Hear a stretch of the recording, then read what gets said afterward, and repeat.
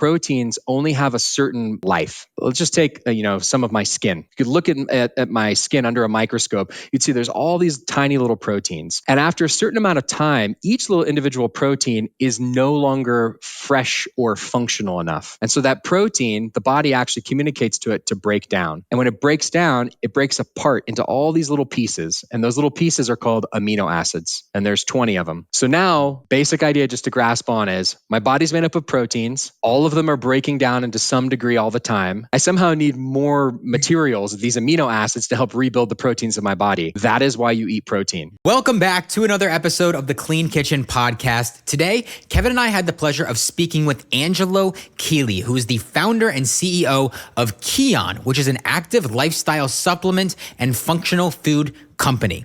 In this episode, we talk about the importance of protein and amino acids and how it's important for just about everything in your body, including weight loss, improving energy levels, building muscle, and recovering from workouts or exercise. And not only is Angelo super knowledgeable about the science behind amino acids, but he also makes it very, very easy to understand. I hope you enjoy this episode. Angelo, thank you so much for coming on the Clean Kitchen podcast. We are very excited to have you and looking forward to this conversation. Thanks, Kyle. And thanks, Kevin. I'm excited to be here too. Yes. So Angelo and I talked a couple of weeks ago, and you shared your story with me, and it was very fascinating. And you've gone through a lot to get to where you are today, basically. So please tell us about yourself and start wherever you want to start. Well, I mean, I guess like the context, right, of this conversation, which for real, I'm honored to be on your show. I think it's really cool what you guys, have been able to do on social media first, but then to like create a more in-depth conversation really around food and what is it that we're eating and like just having more information, empowering people. And I think that I'm having this kind of conversation. I landed here in my life in many ways thanks to my parents. I'm very lucky to have been raised in a family that really valued whole food and things like reading labels from a very young age. So my dad had actually been in the business of importing herbs and botanicals for vitamins and supplements in the 70s. And then my parents had a natural health food store in a small town in Texas outside Austin. And then they actually had a natural health food restaurant.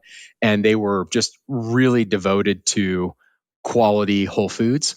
And really like the minimization of taking drugs or things to help you. Are there certain types of like vitamins or supplements, other ways that you can help yourself? So I'm 40. That was in the 80s. They were pretty early into the game.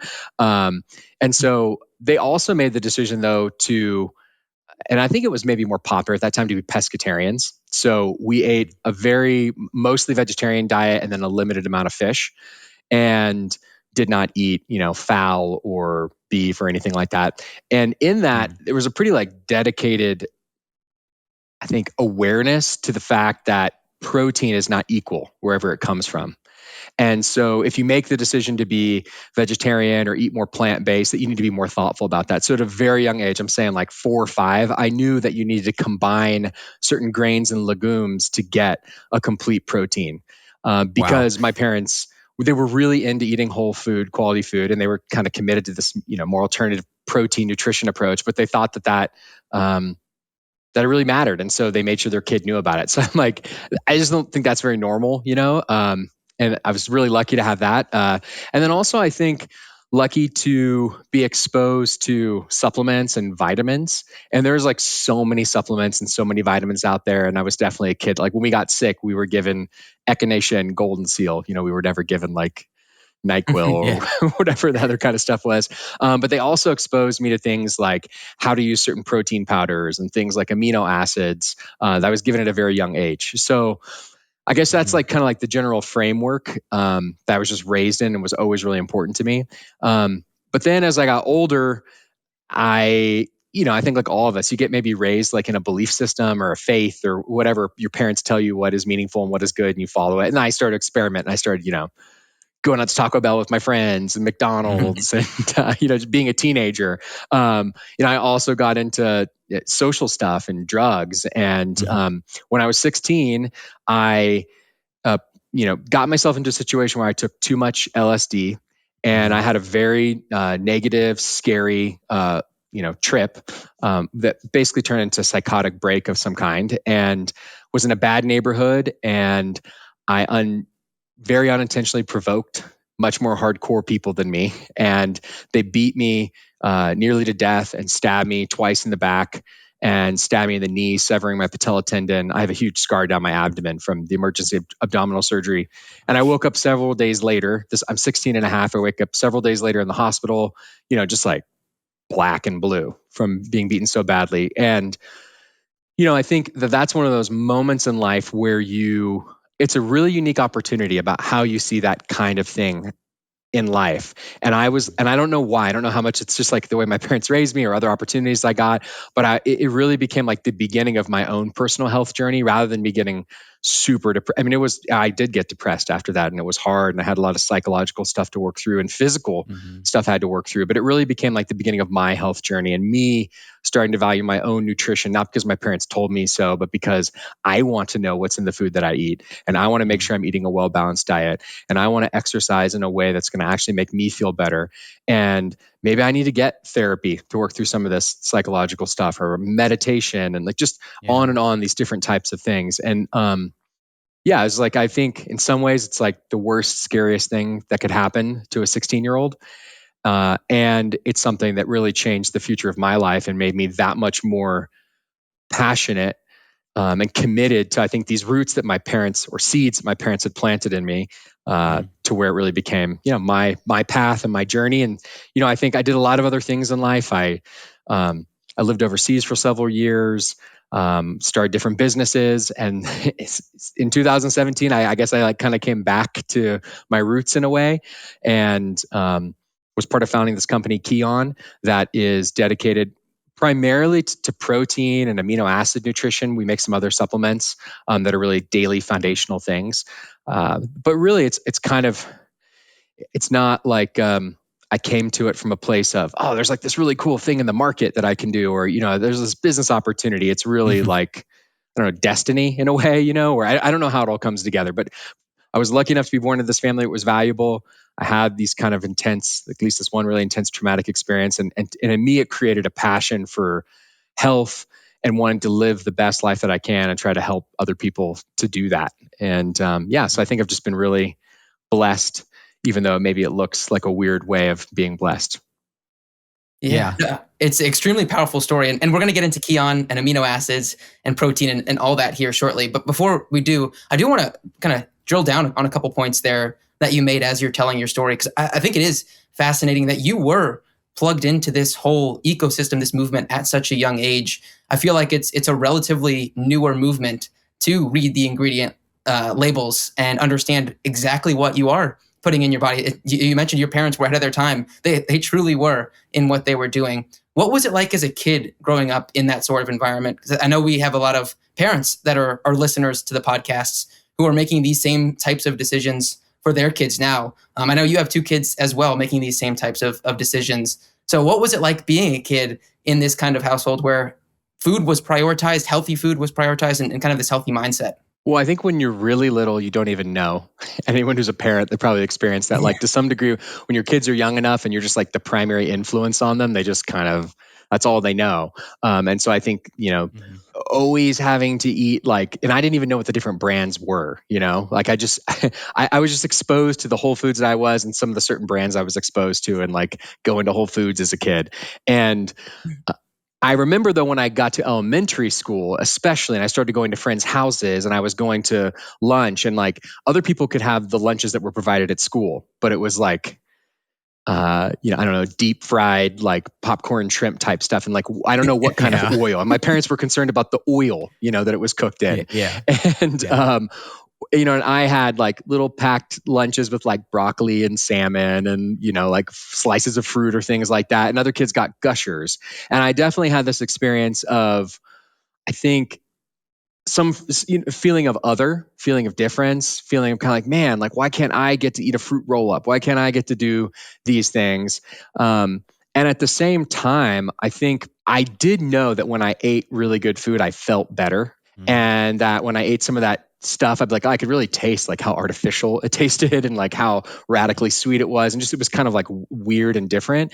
And I think, yeah, when I first got exposed to maybe how weird we seemed at the time, I felt somewhat insecure about it. And as I got more used to it, I was like, yeah, I got more used to just like, this is my family, this is our family's values. I think it makes sense. My parents don't seem like they're crazy about it. Like they really care. They're eating this way. They're not like hypocrites. Like it felt integrated and it made sense. And I think I just, I embraced it. I think as I kind of named later, as once I got to adolescence and I maybe became that much more independent from my parents and I just want to go out with friends. It's like everyone's going to Taco Bell or something like, Yeah.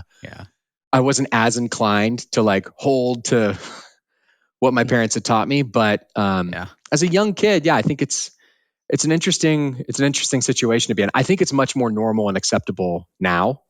But that said, I might have a slightly distorted view. So I was raised in Austin, Texas, which has more of those types of values. And now I live in Boulder, Colorado, which is like a very natural food related place. So probably more of the families are invested in this kind of thinking. But definitely my kids even like, note that the food options that they get tend to be,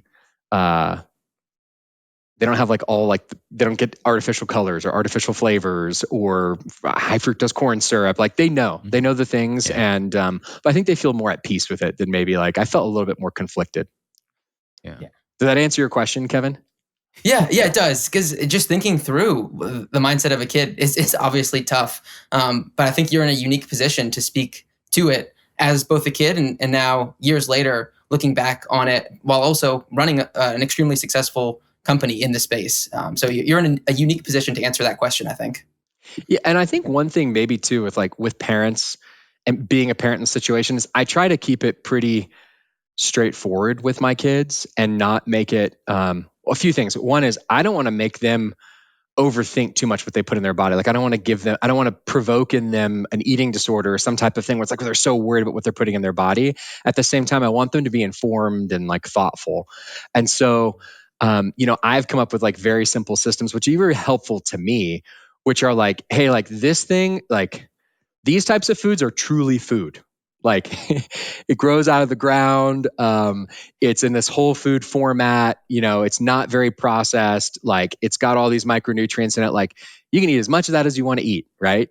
And then this next layer of thing, like it's kind of processed. It's it's homemade cookies, right? Where it's like definitely like refined sugar and refined flours and all these things. And there's not tons of nutritive value in it. It's not like you're getting protein from it or lots of good micronutrients, but it's you should enjoy a cookie, you're a kid, and then there's this other stuff that clearly has gone through, it's got 50 ingredients on the back of it, and all kinds of weird things you can't pronounce, and clearly more lab produced type chemicals that are part of it. And it's like that is very far from food. It's not really, you've gotten pretty far down on the spectrum. And so not that you should like never eat that or that you need to like be, you're at a friend's house and they have that and you don't like be like, like critique them, but just be like, know that like eat a lot of the stuff that's real food. You can eat some of the stuff that's kind of more in between, and the stuff that's like clearly super packaged and pretty weird. Maybe if it looks like a Skittle, it's got those kinds of colors and those kind of flavor profiles. Like it's probably not the thing to eat a ton of. And I think they're figuring it out. Completely agree. Yeah. One of the things I do admire about you and hearing you talk on other podcasts is that I would say you're a first principles thinker. And I think that's kind of what you've just described here is you're very thoughtful about what the food you put into your body is. And kind of that's what led you to Kion here. So I do want to get into Kion and what you all do now. So maybe just starting from first principles here, understanding the importance of protein in our diet. Can you maybe just break it down at a very much introductory level, why we as humans need protein and what it does for our body? Yes. So protein is best explained and presented in relationship to carbohydrates and fat. So I've kind of thrown out the words micronutrients and macronutrients. Micro is little, macro is bigger. Micro would be like vitamins and minerals. So the macronutrients are carbohydrates, fat, and protein. And protein is grouped with them, but protein is very different than them. So the primary role of carbohydrates and fat are actually, you could think about them like fuel, like gasoline that you might put into your car, or like energy you buy from an energy grid, or natural gas to run your house. You actually consume the carbohydrates or the fat, your body converts them into a native fuel source and it burns them. So you literally can like move. And so you can breathe, and so your brain can work. Protein is very different. Protein can be used as an energy source, but I would compare it more to the actual materials to fix your car, to fix your house. So our bodies are actually made up of proteins. Our bodies are not made up of carbohydrates. They're made up of some fats, but they're actually made up of proteins. And many people are familiar with the idea that over half of your body is water. Well, of the part that's not water, the part that's physical mass, over half of that is made up of proteins. And that includes things like your vital organs, so your liver, heart, kidneys, but also things like your muscles, your skin, your hair, your nails, and even things you probably don't always think about as being physical mass, but things like enzymes, hormones, and even the chemical messengers in our brain, the neurotransmitters, are the metabolites. They come from proteins. So all of these things are actually physical proteins in our body. And the way that our body works is that proteins only have a certain, basically, you might say, life. So let's just take some of my skin. Like if you could look at my skin under a microscope, you'd see there's all these tiny little proteins. And after a certain amount of time, each little individual protein is no longer fresh or functional enough. And so that protein, the body actually communicates to it to break down. And the protein breaks down.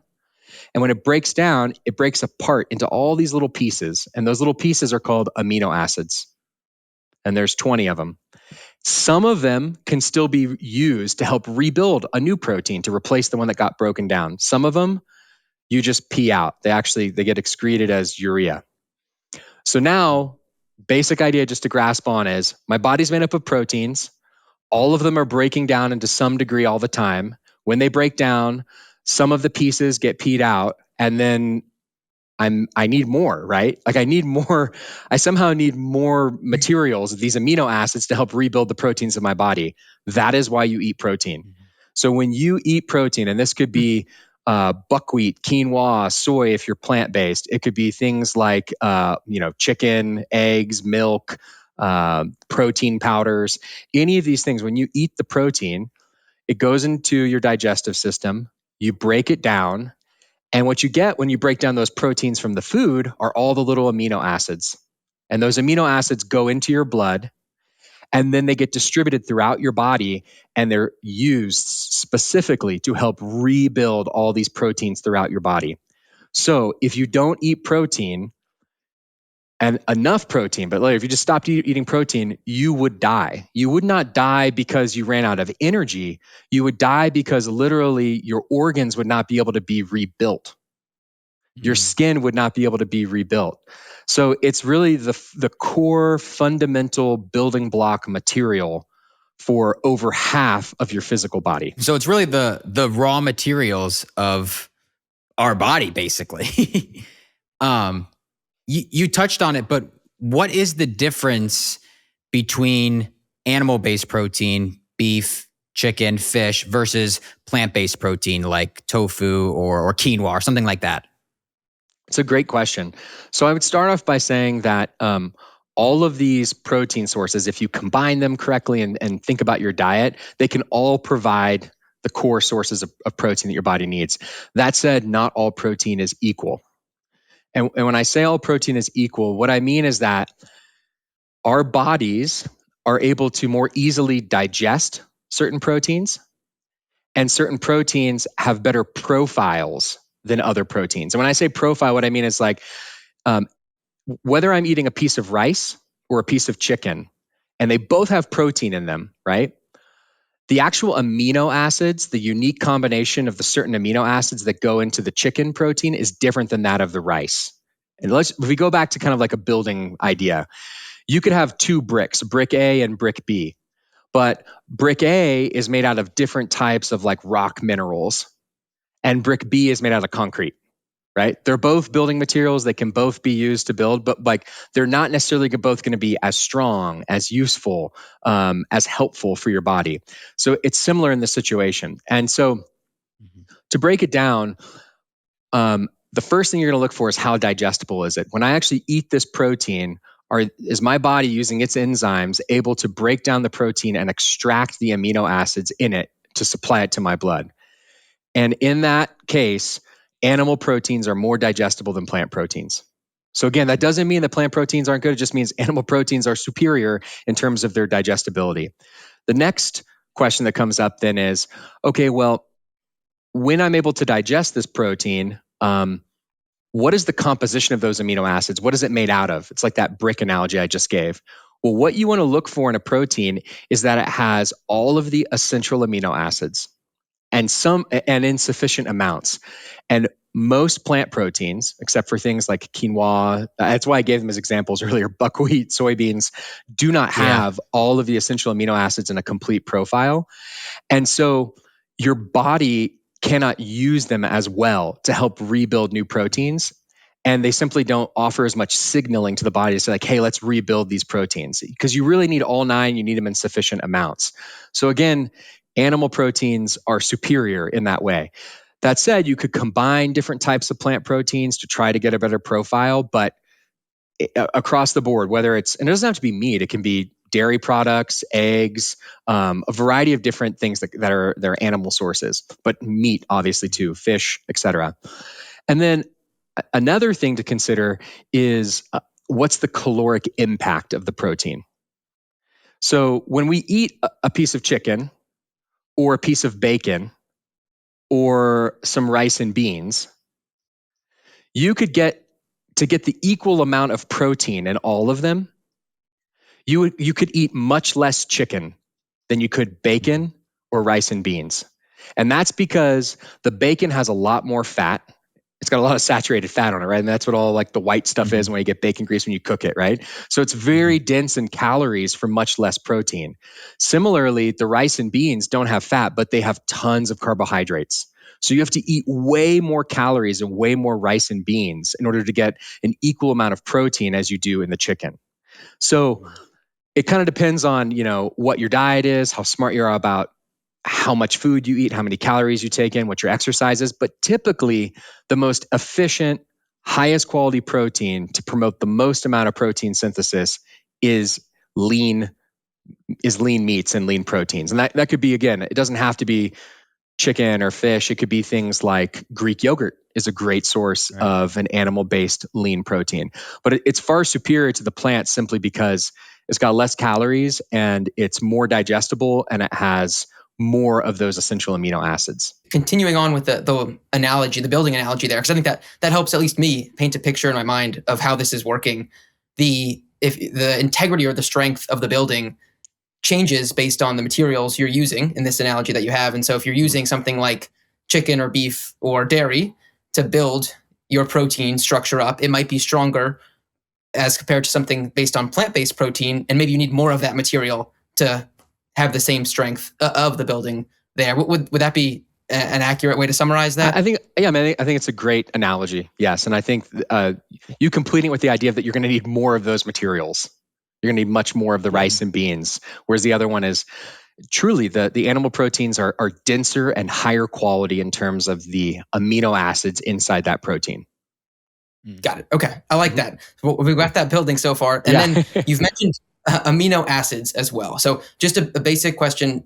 You've mentioned it in the context of protein. Is protein made up of amino acids? Yeah. So in the same way that we're saying protein is the building blocks of all these other things in our body, well, the building blocks of these little proteins, of every protein, is amino acids. And to give a bit more information, in our bodies, in a physical protein, there's 20 amino acids. And of those, 9 of them are essential, which I spoke about briefly, but I'll explain this idea of essential a little bit more.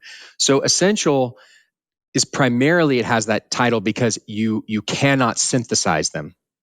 Meaning like you have to eat them in your diet. And you might be like, what do you mean you have, like, what about the other 11? Well, that's what's kind of crazy. Our body can actually make the other 11. We can use the 9 essential amino acids as inputs to then output the other 11 amino acids. But if you don't get the 9 through your diet, your body simply will not have the sufficient amino acids to help build all these proteins. That doesn't mean you want to force your body to have to create all the other amino acids, but you must get these 9. The other thing, though, that is very fascinating and interesting about essential amino acids and is not as widely known, and I think is so important to overall health and that much more as we age, is that essential amino acids are the active component of the protein. And what I mean by active is they're actually the part of the protein that when you eat it, they stimulate new protein synthesis. And without trying to make it just sound simpler, it's like, so when I eat this protein, let's just say an excellent source of protein is eggs or egg whites. I eat the eggs, it breaks down in my stomach, and I get these essential amino acids and the non-essential amino acids. The essential amino acids, when they go into my blood, they actually tell my body to rebuild old proteins. They say, hey, they're not just a building block, they're actually a chemical messenger too. They're a stimulus. So they're not only the bricks, they're also like the workmen or the workwomen on the site, like starting the process of rebuilding the proteins. Whereas the non-essential amino acids are totally passive. They don't have a chemical messenger emphasis. Like they don't actually like do anything or say anything. They're simply the building material. So essential amino acids, when you think about consuming them, you start to understand like, wow, so exercise is a great way of promoting protein synthesis. If you exercise, you basically communicate to your body like, hey, let's get rid of these older proteins and let's help rebuild new ones. But you can even do it through diet alone. And when you know that, then you can start to think, okay, well, are there ways that I can get even more benefits from my protein consumption to regenerate even more of the proteins in my body? And the answer is yes.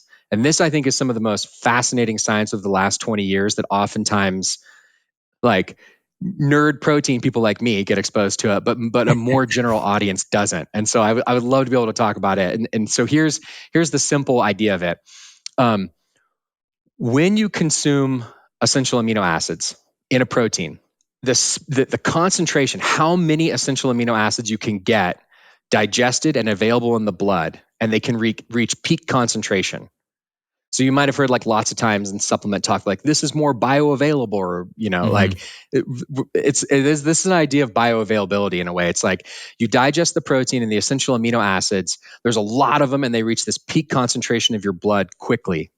They're going to promote more new protein synthesis throughout the whole body. And I'm not just talking like helping you build muscle, like helping you rebuild skin, helping you rebuild enzymes, all of these things. So this is really fascinating. 30 grams of beef protein eaten on its own stimulates more protein synthesis than 70 grams of beef protein as part of a mixed meal. So if I take 12 ounces of steak, which is about how much has like 70 grams of beef protein, and I eat that with like potatoes and broccoli, part of a really awesome whole meal, I will get equal amount of protein synthesis stimulated as if I had eaten less than half of it, but on its own. And that's because the beef protein is able to be digested on its own without all the other chemical processes going on with the other materials and enter the blood more quickly. But I'll add one more to that. It gets even more mind-blowing. Yeah. When you take something like a protein powder, and I'll give the example, the most common example is a whey protein isolate. Because basically, short story, if you're going to take a protein powder, try a whey protein isolate first. It's been the most studied. It's the most efficacious in terms of protein and stimulating protein synthesis. It's like the cleanest. You can get grass fed. Like it's a very high quality type product.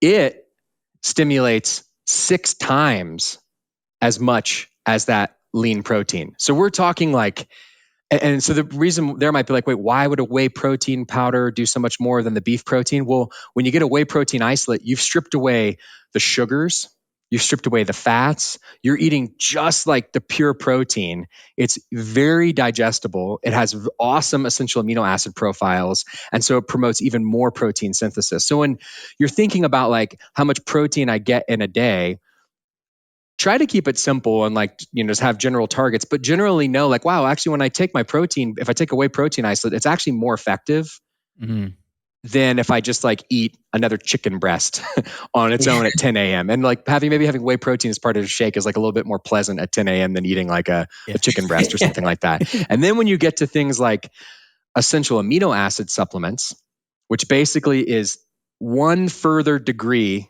from the whey protein isolate. It's only the essential amino acids. You don't have any of the non-essential. It stimulates 3 times as much as the protein powder. So you take essential amino acids versus steak as part of a whole food meal, and it's almost 24 times the impact of protein synthesis.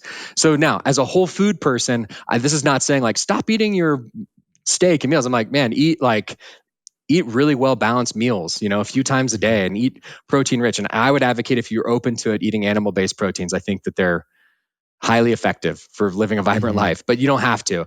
But then if you're looking to supplement, you can look towards a protein powder, or you can even look towards more a free form essential amino acid supplement that's natural. It's plant based for people that have that in mind, and it's a fermented product, and it's so much more efficient and efficacious than just trying to eat that much more like meat throughout the day. I want to quickly interrupt this episode and remind you that if you are enjoying the Clean Kitchen podcast, please share it with a family member or a friend that you think could benefit from this information. That is one of the main ways we are able to grow the podcast and reach more people. Additionally, if you're listening to this on Spotify or Apple Podcasts or YouTube, it doesn't matter. Please go ahead and hit that subscribe button so you never miss an episode. We have new episodes every single Wednesday at 10 a.m. Also, please leave a rating or review on Spotify or Apple Podcast. That is one of the main ways that we are able to grow. Thank you so much for listening. Now back to the show. How much protein would you recommend someone eat on an average day?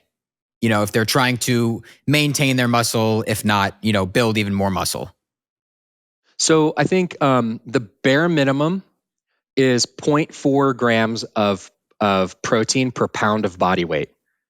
So we'll just do simple math. If you weigh 100 pounds, that would be 40 grams of protein. If you weigh 200 pounds, that would be 80 grams of protein. When I say bare minimum, I mean like you won't have, that's the recommended daily allowance, but it's really like bare minimum so you don't have like hair loss, organ failure, like skin issues, like really have serious problems.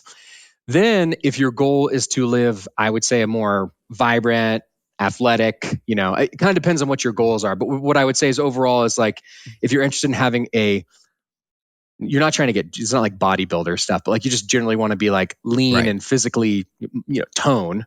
And you don't want to be overweight, and you want to age well. And you want to be able to be pretty active.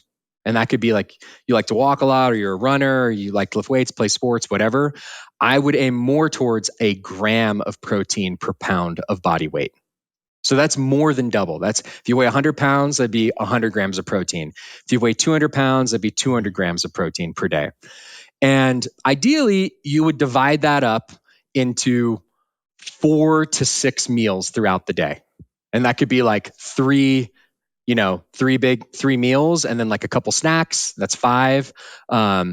If you're more into if you're an intermittent fasting type person, it could be 3 meals that you contain during a certain period. But the reason why I say you kind of spread it out in that way is because basically when you consume protein, it can kickstart this protein synthesis, and it lasts a few hours. It lasts 3 to 4 hours. And so having that happen a few times throughout the day is the best way to maintain lean muscle as you age, especially. If you're younger, it's not as critical, but you'll notice as you get older, it's much more difficult to maintain lean muscle. And that's because our bodies simply don't prioritize. They're not as good at digesting protein, and they're not as sensitive to stimulating this protein synthesis because you're getting older. It's not like your bodies aren't trying to keep you in like peak athletic form. And if you want to overcome that, then nutritionally timing protein a few times throughout the day does a better job of maintaining that muscle. So you basically want to constantly be stimulating that muscle protein synthesis throughout the day. Maybe not constantly, but a few times throughout the day.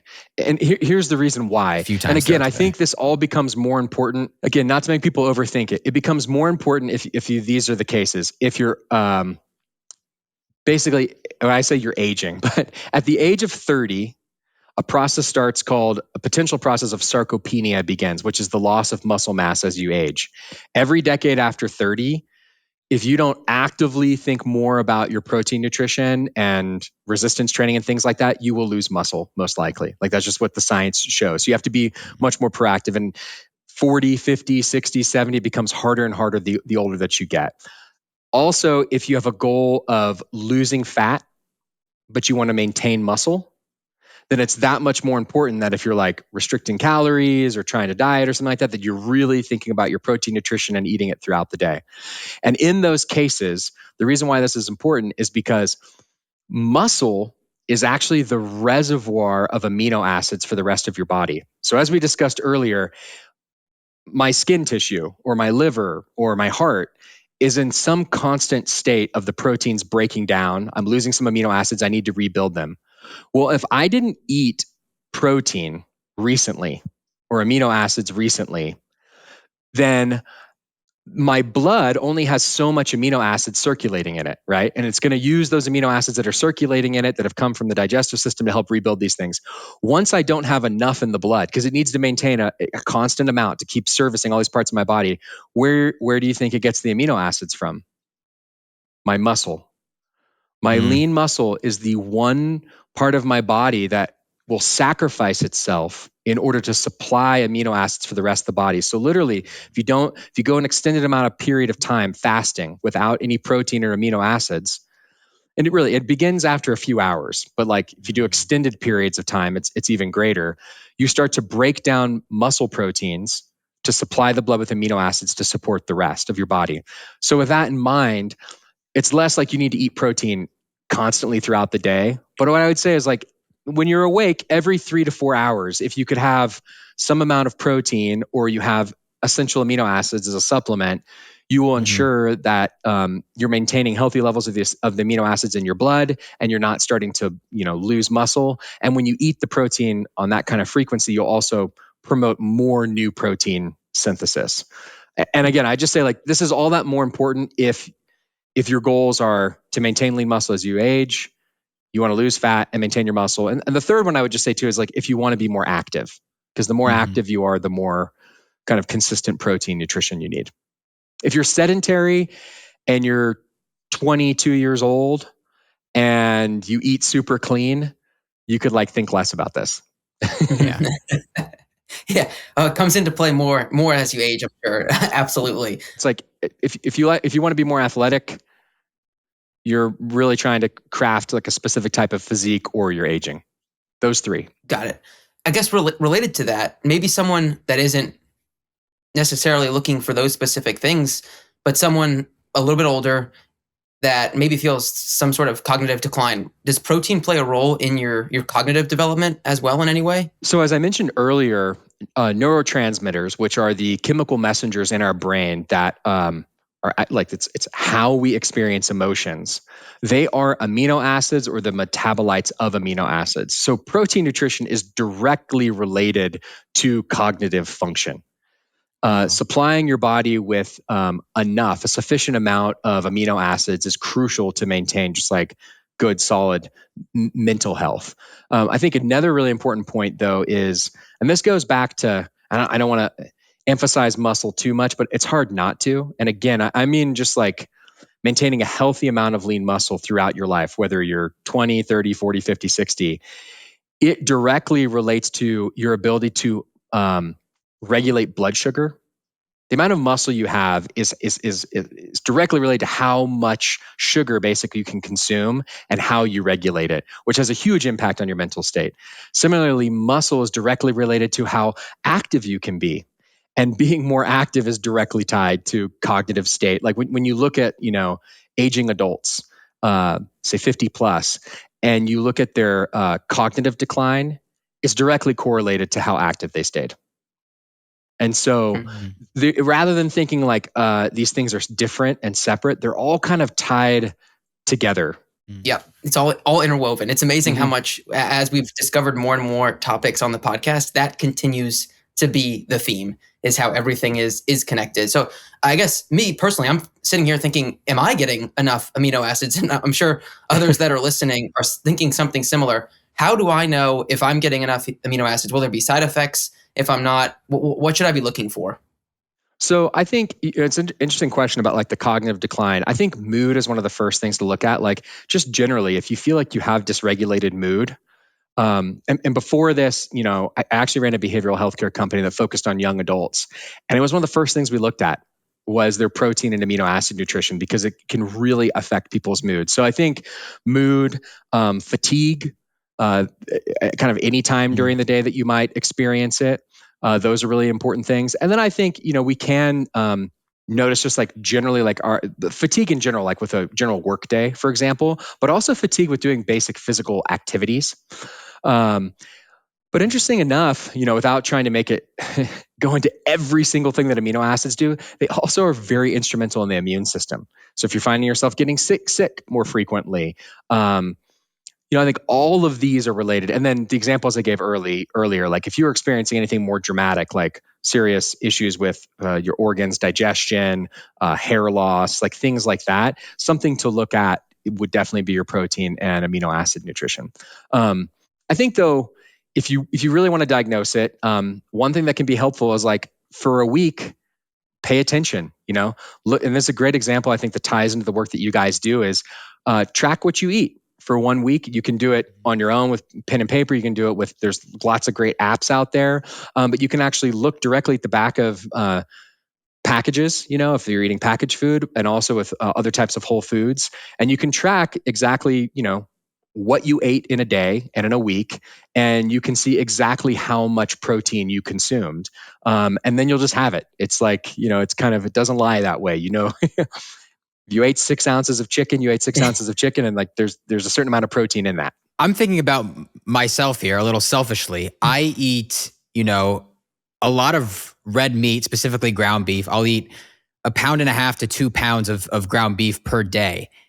Am I getting enough amino acids from meat alone? Should I be supplementing? And then I guess part 2 of that question, is there a ratio you suggest of, getting this? If we go back to what you said earlier, 1 gram of protein per pound of body weight on the higher end, should I get, this amount of protein from real whole foods and then supplementing with aminos, this amount of protein? Is there a ratio you would say? It's a great question. I think lots of these conversations come down to nuance and each person's unique health state. So, what I would say is that the younger you are and the less inclined you are to have like way more refined body composition goals. Like I'm not trying to get like a six pack or like do things like I'm just trying to like be generally healthy. Yeah. Yeah, and the younger you are, the more you can just lean towards just eating whole foods, and that whole foods will be able to provide a lot of it for you. I think the more that you're trying to lean towards like, I really want to like lose some fat, but I want to maintain my muscle as I do it, the more beneficial it's going to be. I would never replace like your core, like that 0.4 grams of protein per pound of body weight. Like you need to be eating whole foods. There's other minerals, and there's tons of minerals and micronutrients in ground beef, for example. But if you really are like, man, I want to lose like 5-10 pounds of fat, but I don't want to lose any of my muscle. Well, when you restrict calories, you have actually, I'm going to make this too nerdy, but 30% reduction in calories, which if you have 3,000 calories a day and suddenly you say, I'm going to cut it by 1,000 calories to lose, a couple pounds a week or something like that, you have a 300% increase in need for essential amino acids. So literally whatever you're currently eating, you need that much more in order to maintain your lean muscle. So it just gives you an example. It's like if you're happy with your body composition and you don't want to lose any fat and you feel like you've kind of found the right stage and you're in your mid 20s, and you generally feel like you have the activity levels you need, like maybe it's not as relevant. If you want to lose fat, I would take some of the ground beef that tends to be, even if it's leaner, and I love ground beef and ground bison, it tends to be higher in fat. Maybe like take some of that out and replace it with some essential amino acids, and you're going to have a way more efficient way to cut calories but to maintain these higher daily essential amino acid levels. And you could actually lose fat and maintain all your muscle in that period. And an example of that is a guy in our office who's a pretty fit guy, but he wanted to get the six pack. And he wasn't able to work out because his shoulder had been injured. So he was really counting calories, eating his protein, ate much leaner, cut calories, but increased his daily essential amino acids. I mean, he was taking it a few times a day. He lost 25 pounds of fat and lost no muscle mass in 3 months.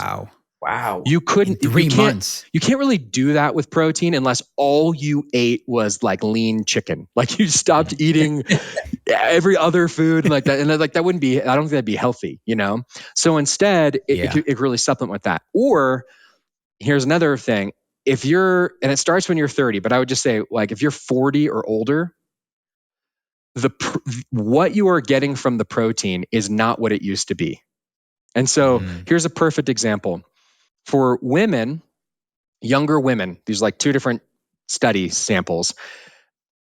Younger women, if I consume essential amino acids, they are 3 times as effective as the whey protein, gram for gram. Outside of exercise, just taking them on our own, like literally like 5 grams of the essential amino acids is equal to 15 grams of whey protein in terms of the protein synthesis. For women in their 60s, it's over 6 times. 3 grams of essential amino acids did stimulated more protein synthesis than 20 grams of whey protein. Wow. And that's Why is that such a big difference? Yeah, it's the reason why is it's twofold. One is, as we get older, our ability to digest the proteins is not as good. We simply don't break down the proteins and absorb the amino acids as well. But secondly, and more important, our bodies are not as sensitive to those essential amino acids to stimulate new protein synthesis. And if you think about the story earlier where it was like, if I eat the beef as part of a mixed meal, or I eat it on its own, or I take a protein pod, or I take essential amino acids, when you take it in this much more concentrated form, it overcomes that anabolic resistance from aging. If you just think about it, as we get older, like our body's not trying to keep our skin super elastic and stay really muscular and fit to go play sports. It's like we're like in grandma stage, it's like you're trying to like stay alive. We used to not even live past like 50, so it's like you're generally trying to stay alive. Your body's not prioritizing maintaining its lean muscle, burning the fat, etc. And by taking the more concentrated forms of the essential amino acids, they overcome that. So that's the simplest way of describing it. And there's really profound studies with women in their 60s where taking basically it'd be the equivalent of like a serving and a half of Kion aminos twice a day. Women in their 60s, without changing anything else in their diet, were able to add 10 pounds of lean muscle in 3 months. Wow. And again, that's not like they're getting jacked, but think about like maybe like your much thinner mother or grandma, or even maybe she's not thin, maybe she's somewhat overweight, but she's definitely lost some of her muscle mass. Being able to replace some of that fat or just add the muscle dramatically improves the ability to stay active, to play with your grandkids, to go on walks, etc. So again, going back to your question, Kyle, like I think as how ripped do you want to get? Yeah. and also how active do you want to be? Like I think, I think taking amino acids before and after exercise is going to provide way more benefit than just eating more protein in those specific contexts, like the way that they work together. And as you age, it's going to become more important. So it's less like there's this perfect answer of eat this much protein and this much of that. I think it's just the younger you are and the less ambitious your goals are, the less important it is. You can just eat whole food protein. The more ambitious your physical composition and athletic and performance goals are, or the older you are, the more I would think about supplementing. You mentioned weight loss too. Is that one of the primary things people report after taking Kion aminos? I think that it's one of it's a primary reason why people become interested in it, right? Because I think there's a lot of people who just struggle with the general idea of weight loss and how to make it work and how to make it sustainable. And so many people find kind of like these just yo-yo diet experiences. And it's a tough thing with like motivation and nutritional quality, et cetera. And I think that the unfortunate thing in it is that if you really aggressively try to diet and you just like cut a lot of calories out of your diet, but you don't increase that protein or increase those essential amino acids, you will lose muscle as well as losing fat. And I think when people think I weight loss, they're not thinking I want to lose the muscle on my arms. Like, no, I want to lose the fat, and I just want like the tone, lean muscle to stay there. But you can actually lose a pound of muscle with a 750 calorie deficit, and you can lose a pound of fat with a 3,500 calorie deficit. So when you first aggressively diet, you first start an aggressive diet, you could actually sacrifice a lot of muscle in the early weight loss period. And if you do that, you're like, oh God, I really want to lose some weight. I'm willing to do it. I'm going to go on this diet. I'm going to cut these calories. I'm like, stop eating this thing. You do that really hardcore for a month. You like lose a few pounds, you lose 10 pounds. You're like, man, that was hard. Like, I'm going to go back to the thing. Well, you didn't just lose fat, you lost a lot of muscle. Wow. And then you go back to like the not as ideal eating and you put back on more fat, but you have less muscle. The muscle is so crucial for maintaining a higher metabolism, for maintaining higher activity levels. It actually to have the muscle requires burning calories because the muscle is proteins that have to be rebuilt all the time. So they're actually like eating up calories. You're consuming energy to maintain your muscle. So people get in this kind of just negative cyclical cycle of yo-yo dieting. And after many times of doing that, you're worse off than you started. So what I would say is if you really want sustainable weight loss, and what I would say is like body composition that you can be excited about and proud of and that like works for you in your life, meaning like body composition, meaning like an amount of fat and amount of muscle that you feel like helps you to be who you want to be. It's going to come down to not just cutting calories. It's going to come down to consuming enough essential amino acids through whole foods and potentially through things like a protein powder or an essential amino acid supplement consistently and exercising consistently. It's not like a magic thing that happens overnight. And so I think what people find is, wow, when I find a tool like essential amino acids that provides so much benefit, they're so much more effective than even protein powder. Not just more effective than whole food protein, but even that much more effective than protein powder to help support the maintenance of my muscle. They realize like, oh, this is actually something I can sustain and something I can do because I'm able to find the foods that I like and that I want to eat, but I can add in some of these essential amino acids first thing in the morning or midday or maybe a couple times during the day. And it helps me maintain that muscle and burn the fat. So it's less about like, it's going to be this miracle thing that like burns your fat away. It's the thing that helps you maintain your muscle and maintain a healthier metabolism and long term actually sustain that body composition versus being like on the ups and downs of the thing. Yeah, it's a tool. It sounds like a tool that people can use, but a crucial tool nonetheless in your own journey, however it is, if you're trying to get leaner or lose weight.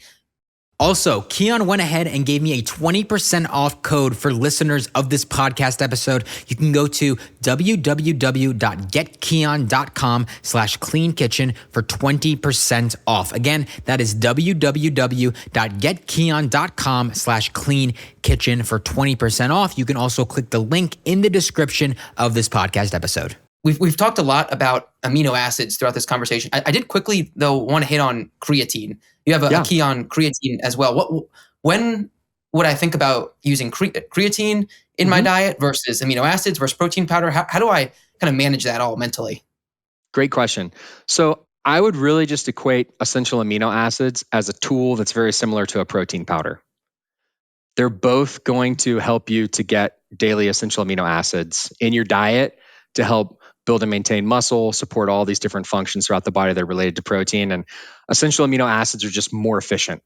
But a protein powder is like something you can add to waffles, or you can make a shake for your kids, or like there's different ways of using it, right? Whereas the essential amino acids are more like a fruity flavored light drink. Creatine is distinct and different. It's actually technically an amino acid as well, but a different sort.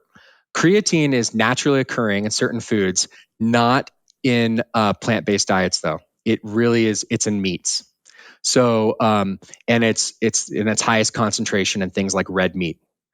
And creatine is a very unique thing, though, and that it's actually an energy source. So before I went on this whole thing about protein is not that, creatine is this very unique form of energy. Many people are familiar with like the terms aerobic energy, anaerobic energy systems, and these are ways that we use oxygen or don't use oxygen to convert carbs and fat into ATP in our body to like help us move. Well, there's actually a whole nother type of energy system called the phosphocreatine energy system. And what it is it's basically storage of phosphocreatine in the cells of the muscle.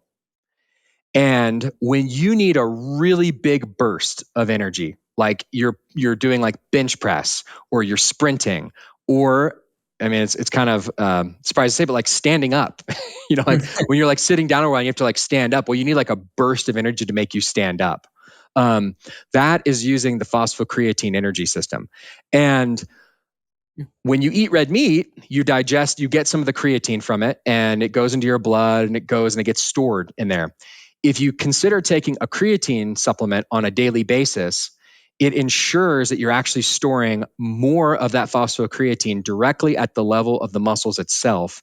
And so what it does is, and this is why athletes have liked it, it enhances athletic performance. It literally makes it to where you can do 2 more pull-ups. You can lift a bit more weight. You can sprint a little bit longer. The thing that's interesting, though, is that it's one of the most studied supplements. That essential amino acids and whey protein are like the 3 most studied kind of sports and athletic longevity studied supplements. What's interesting about it, though, is that in recent years, we've discovered all these other things. It also seems to enhance cognition, enhances sleep. After a poor night's sleep, consuming more of it seems to enhance cognition and like reduce the many feelings of like being tired, etc. And a brand new paper just came out. I was just sending it to a bunch of female friends who are familiar with this. It seems to have really positive impacts for female reproductive health as well. All the female reproductive system. So not just for reproduction, but for like overall that organ system. So it's really interesting. It seems to be this kind of miracle molecule in a way that enhances performance in all these different ways. And I think we're not totally clear on like the mechanism of action, like how it works in the brain. Like why does it improve cognition? But it seems to be similar. Like it improves kind of bursts of performance, bursts of energy and communication at the cellular level. So it's another really cool supplement. It's like if you're out there and you're kind of thinking, what of these supplements are worth it? What's been studied the most? Creatine, essential amino acids, whey protein, honestly, omega-3s. Omega-3s are another one that's just been highly, highly studied for being correlated to reduction of all-cause mortality, enhanced cognition, et cetera. So there are some that are like just they're more solid. They've been studied more than all the others. Yeah.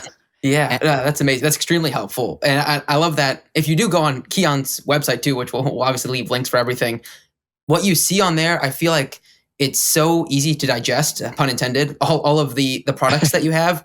And it's not overwhelming. When I walk into like a drugstore GNC, it can tend to be a bit overwhelming because I don't know all of the words that they're trying to market to me. Mm-hmm. But everything here on the Kion website, I have it pulled up separately. It's everything that we've talked about, everything that is essential to our health. Even coffee as well is on there, which I would argue is essential to health as well. It is an excellent source of antioxidants. There we go. Yes.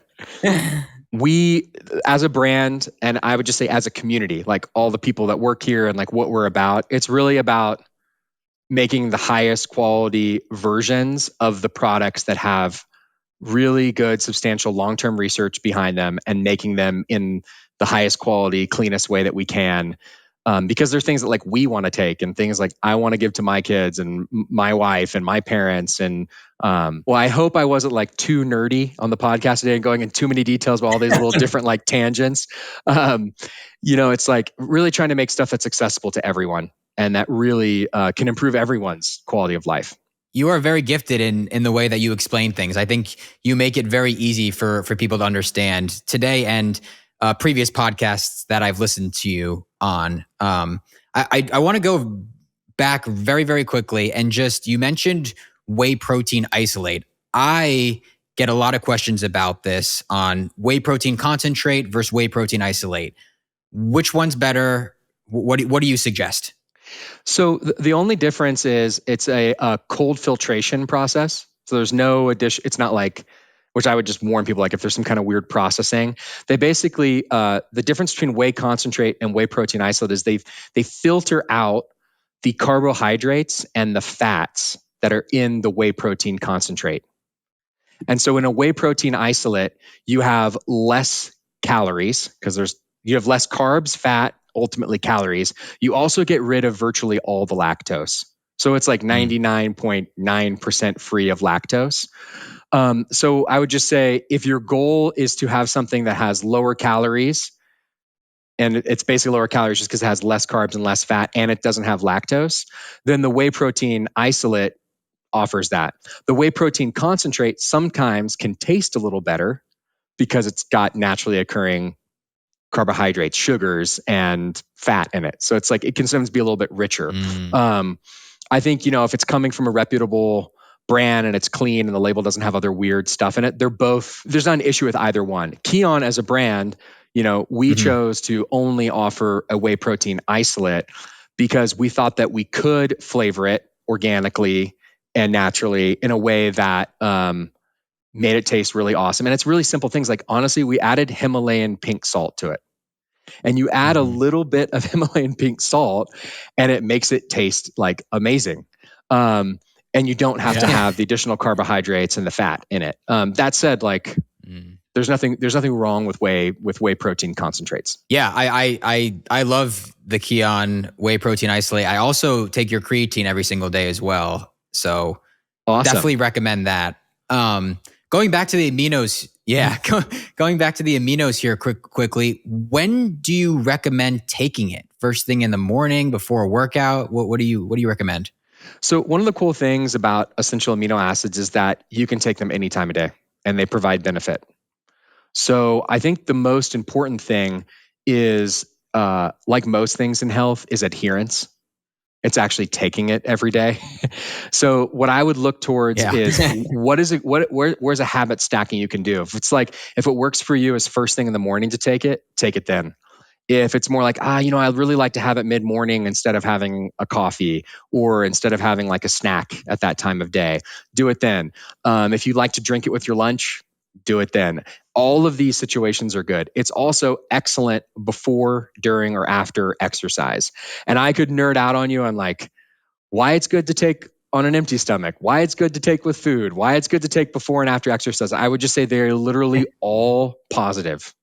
And it's also one of those things where it's been proven to be safe for up to 20 servings per day.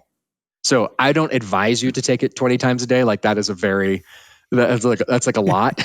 You'd have to have pretty aggressive health goals for that. I would recommend finding a habit stack that doesn't require to be only associated with exercise. Like make a time of day when you're willing to take it every day, and then also take it before you exercise. It supports you with, specific for exercise, it'll reduce your muscular fatigue. So you won't get as tired in the exercise itself. It also has the potential during really long exercise to reduce the amount of mental fatigue that you have. And I won't go into all the science of it, but there's neurotransmitter balance and different levels of different chemical messengers that make you feel tired or not. It will reduce that. It'll also make you get more gains from the exercise. So literally it'll help the combination of the aminos and the exercise basically make it to where you produce more new muscle fibers than you would otherwise in isolation by combining them. It's a magnification effect. But you can also take them during. You can take them after. They help reduce like the soreness and recovery periods. So yeah, I would find like a time of day when you like to take them, and then before, during, or after exercise. And if you do that, like you're on the right path. But trying to be perfect about taking them at the perfect time and not taking them consistently is not as good as just getting into the habit of sustainable, consistent, healthy behaviors. Yeah, miss good from trying to be too perfect. Exactly. Awesome. Do you have anything else, Kevin? No, I don't. Angelo, anything we missed that you wanted to talk about? No, this is awesome. Thanks, guys. Awesome. Well, I think that's going to do it for this episode. Angelo, we really appreciate you coming on. This was fantastic, and we learned a lot. A ton. Yeah. Well, thank you, Kevin, and thank you, Kyle. It was fun. Have a good one. Awesome. Thanks, Angelo. All right. Bye, guys.